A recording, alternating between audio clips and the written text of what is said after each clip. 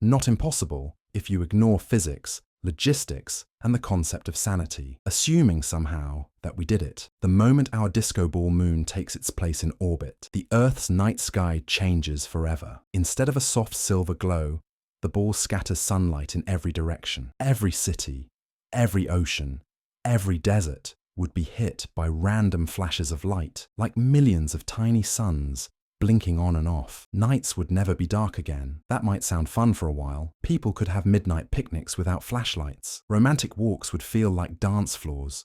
But plants, animals, and humans depend on darkness. Sea turtles hatch and find the ocean by moonlight. Too much light, and they wander inland instead. Predators and prey rely on the rhythm of day and night. Our shiny new moon would destroy that balance completely. Within weeks, nocturnal animals would panic. Birds would fly off course, and entire ecosystems could collapse. And then there's the temperature problem. The real moon reflects about 12% of the sunlight that hits it. A disco ball covered in perfect mirrors could reflect almost all of it. That means Earth would suddenly be bombarded by roughly 8 times more light at night. The extra radiation could slowly heat up the planet, melting ice, altering weather patterns, and giving new meaning to the phrase global warming. Of course, the disco ball itself wouldn't last long. Space is not kind to shiny things. Micrometeoroids, solar radiation, and temperature swings from minus 170 degrees Celsius to plus 120 degrees Celsius would quickly crack the mirrors. Within a few months, our glamorous moon would start to lose its sparkle. Shattered glass would drift through space like cosmic confetti. Some pieces would burn up in the atmosphere, creating spectacular meteor showers. Others might fall to Earth, one mirror shard at a time, as deadly souvenirs of our bad idea. But wait, there's more. Without the moon's rough, rocky surface, its ability to reflect sunlight evenly would vanish. Those disco mirrors would focus sunlight like 1 billion tiny lasers. Some places might experience blinding flashes, others total darkness.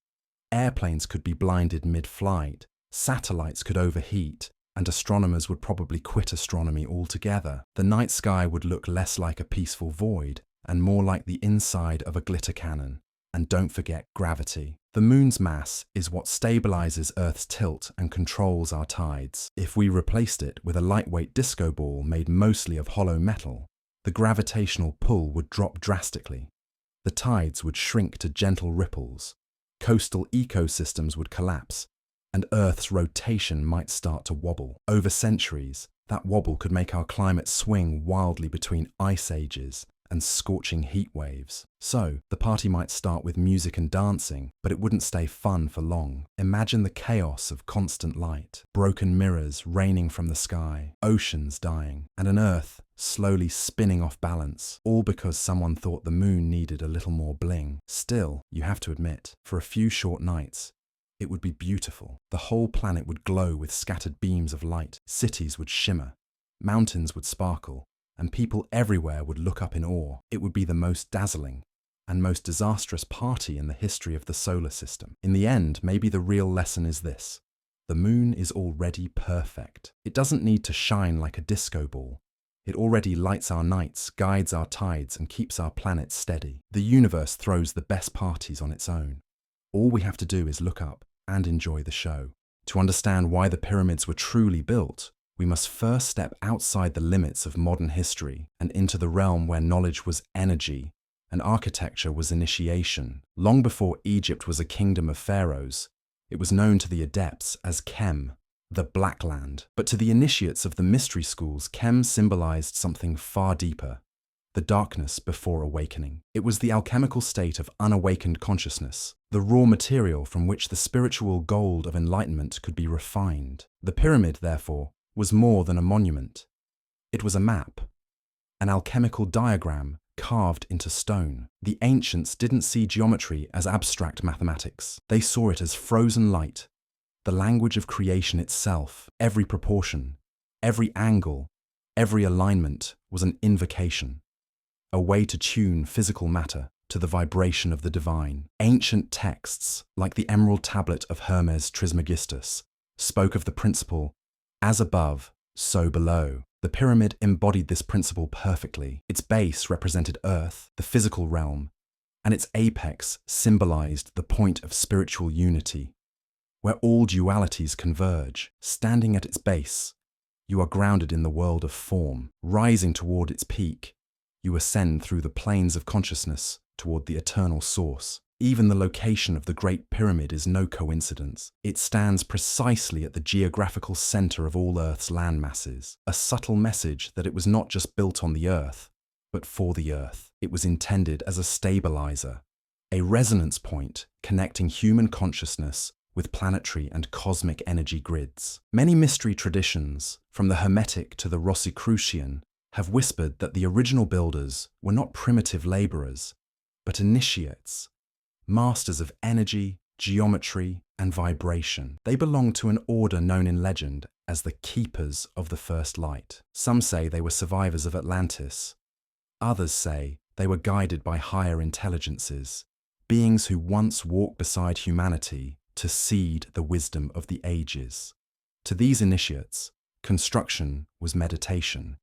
Every stone was placed with intention.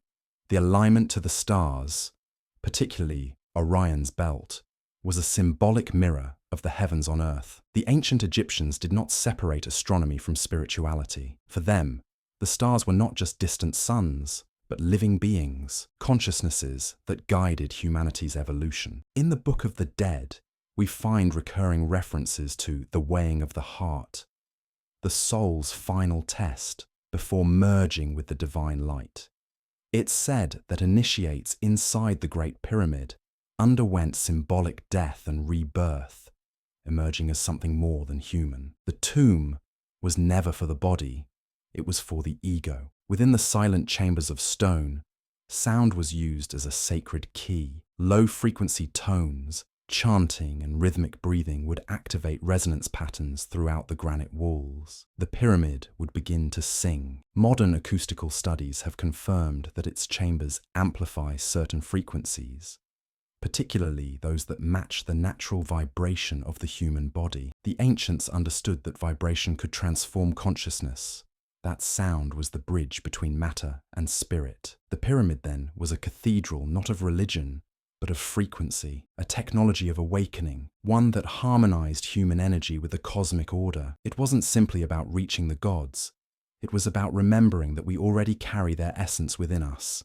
If the pyramid was not a tomb, then what was it? To answer that, we must look not at what it is, but what it does. A pyramid is a shape that bends energy. Even modern physics acknowledges that certain geometries influence electromagnetic fields. The ancients didn't have digital sensors or laboratory equipment, yet they felt these forces directly. They built with intuition sharpened by spiritual discipline, not machines. To them, geometry was alive. Each angle, each proportion carried vibration and consciousness. The pyramid shape, especially the one based on the proportions of the Great Pyramid of Giza, is not random. Its slope, approximately 51.84 degrees, is derived from the golden ratio, phi, the same ratio found in seashells, sunflowers, galaxies, and even the human body. It is the mathematical fingerprint of creation. The Great Pyramid, therefore, was a harmonic amplifier. Its geometry gathered subtle energy from the Earth and the cosmos, focusing it toward a central chamber, like a magnifying glass concentrates light. This energy wasn't electrical in the way we understand it. It was life force energy, what the Egyptians called ka, what the Hindus called prana, what the Chinese called qi. The pyramid didn't generate this energy. It tuned it. It aligned the Earth's magnetic currents, solar radiation, and even human consciousness into resonance. You could think of it as a cosmic instrument, one designed to play a symphony of light. When initiates entered the Great Pyramid, they weren't entering a building, they were stepping into an energetic field. Inside, every vibration, every breath, every heartbeat interacted with the geometry itself. The result was not symbolic, but literal, a measurable transformation of consciousness.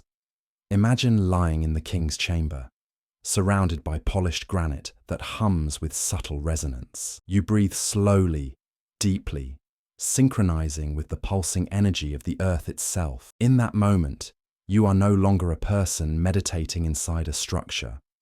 You become the structure. You are the pyramid, grounded in matter, ascending towards spirit. This was the purpose of initiation, to realize that enlightenment was not a gift from the gods, but the awakening of one's own divine architecture. The pyramid served as a bridge between the microcosm and the macrocosm, between the human and the infinite.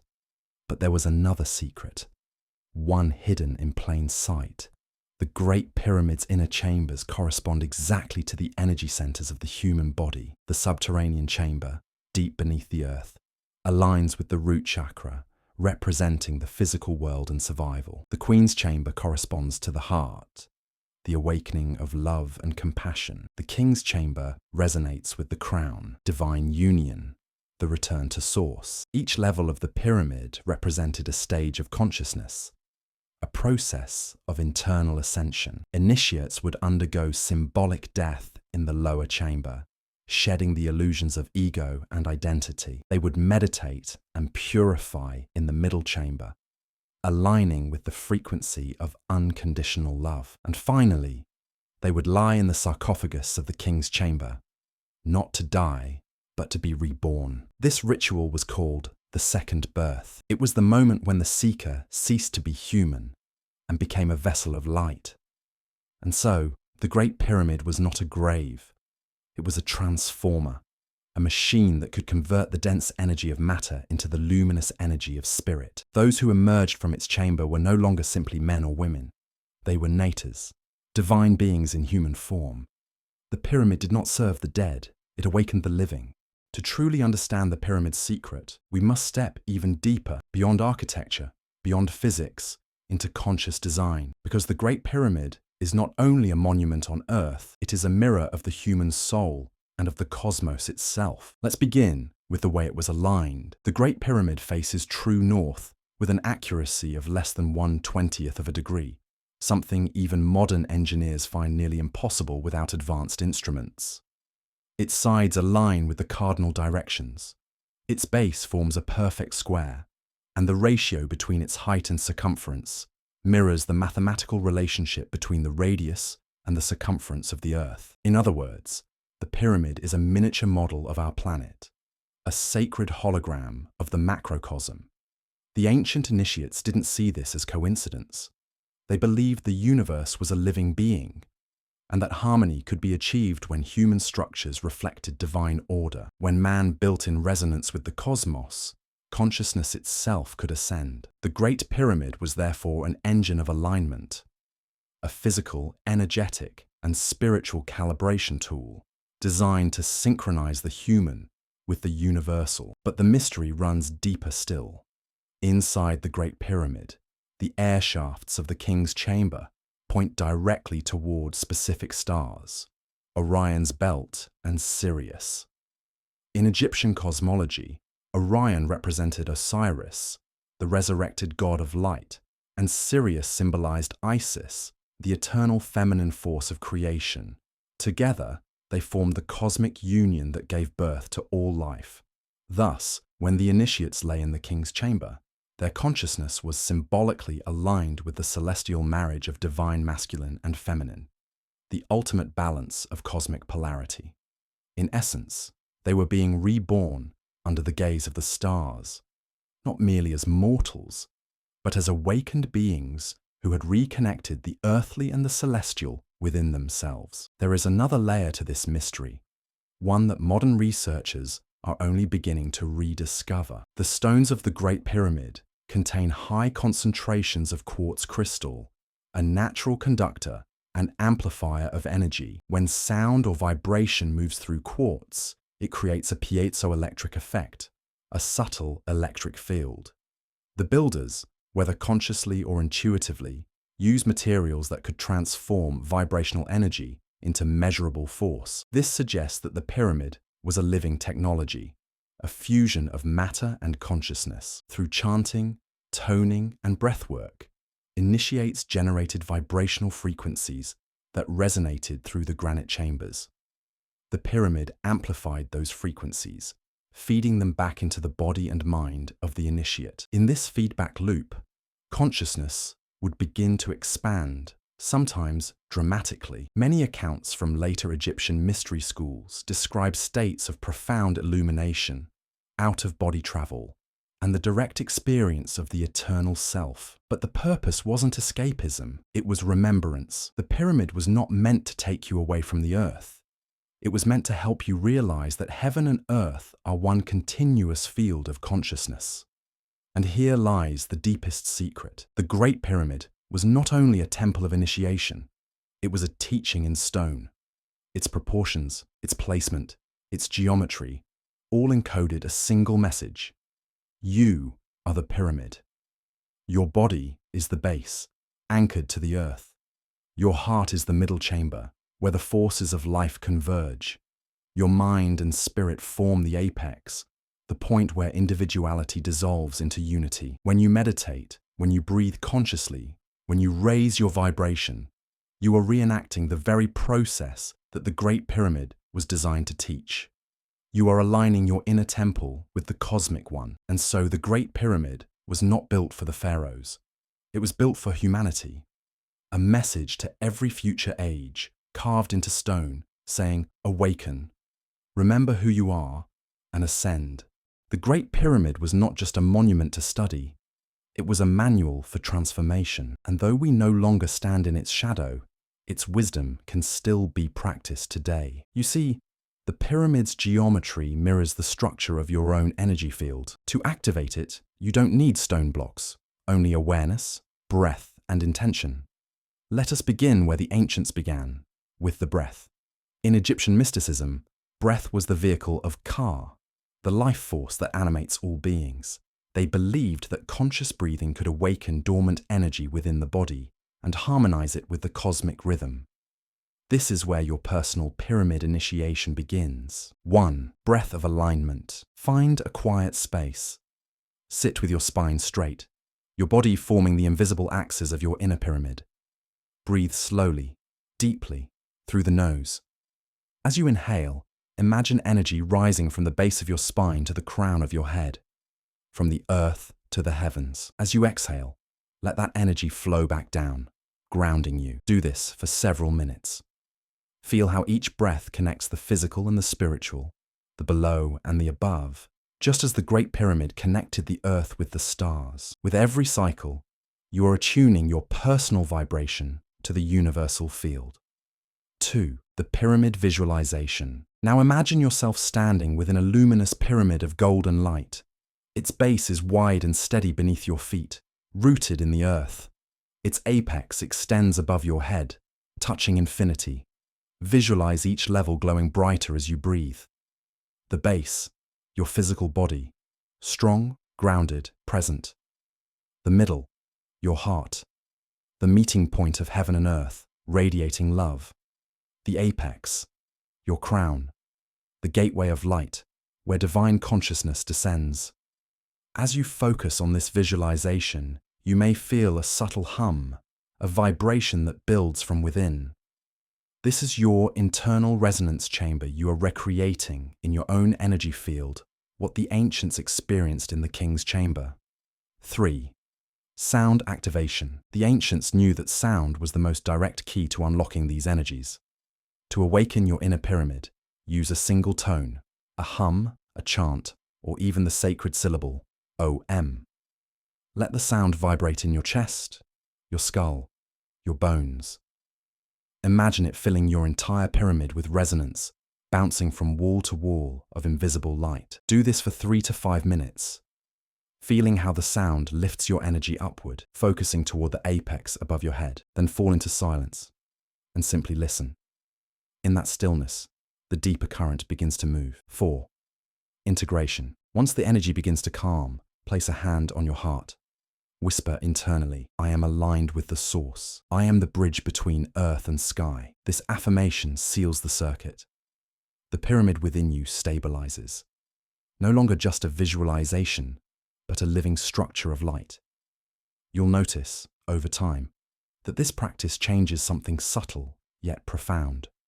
Your intuition sharpens. Your emotional turbulence settles. You begin to sense energy not as an idea, but as a felt experience. like the low hum of the earth itself. This is the same awakening the ancient initiates sought within the Great Pyramid. Through sound, geometry, and breath, they learned to remember themselves as divine beings. You can do the same, not as imitation, but as continuation. Because the true temple was never made of stone, it was made of consciousness. And every time you breathe with awareness, align with love, and raise your vibration, the Great Pyramid fulfills its ancient purpose once again, through you. The Great Pyramid still stands, silent, unmoving, timeless. But its silence is not emptiness, it is presence. It waits, not for tourists or scholars, but for the remembering of humankind. Now you know, it was never a tomb. It was a code, a mirror, a living symbol of the path every soul must one day walk. The ascent from darkness to light, from matter to spirit, from the sleeping human to the awakened being. Each stone is a lesson, each chamber a stage of transformation. The base teaches grounding, to honor the physical world as sacred. The heart chamber teaches love, the fusion of opposites, the union of heaven and earth. The apex reveals the one, that beyond all form, there is only consciousness. The ancients left us this message in stone because they knew that written words would fade, languages would die, and kingdoms would crumble. But geometry, divine proportion, would endure. They trusted that one day, far in the future, humanity would awaken again, look upon these monuments, and finally remember. That day is now. The Great Pyramid's purpose is not locked in the past. It lives wherever a human being dares to awaken the divine within. It lives when you breathe consciously, when you align your energy with truth, when you choose awareness over fear. The pyramid was built to remind you of your own architecture, your sacred geometry of spirit. You are the base, the heart, and the apex. You are the bridge between the stars and the sand. You are the living temple through which the universe knows itself. So the next time you see the Great Pyramid rising from the golden desert, remember, it was never built for the dead. It was built for you. And in the stillness of that ancient stone, it is still whispering the same message it has whispered for 5,000 years. Awaken, child of light, and remember what you are.